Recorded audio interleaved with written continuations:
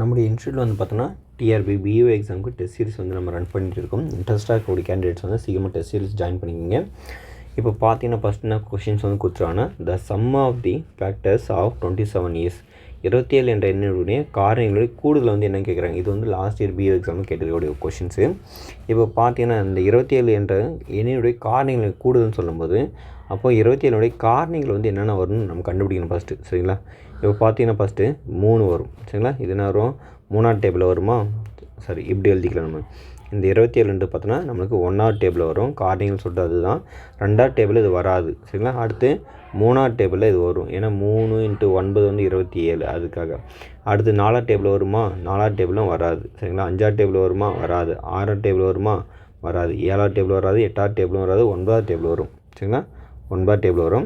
அடுத்து வந்து பார்த்தோன்னா நம்மளுக்கு 27ஆவது டேபிள் வரும். சரிங்களா? இதுதான் காரணிகள் சொல்லுவாங்க. இதுதான் காரணிகள் அப்படின்னு சொல்லுவாங்க. அப்போ இதனுடைய ஃபேக்டர்ஸ் தான் அப்படி சொல்லுவாங்க. சரிங்களா? அப்போ இதனுடைய சம்மு கேட்குறாங்க. 27, 28, அடுத்து பாருங்கள் இங்கே 30, 31, இங்கே ஒன்று 9 இருக்குது. அப்போ 40 வந்திருக்கு. அப்போ இதுக்கான ஆன்சர் வந்து பார்த்தோன்னா ஆப்ஷன் பி தான் கரெக்டு. ரொம்ப எளிமையான கொஸ்டின் தான் கேட்டுக்கிறாங்க. சரிங்களா? இதுக்கு முன்னாடி நடந்த பிஓ எக்ஸாமில். மீண்டும் அடுத்த சந்திப்போம். நன்றி.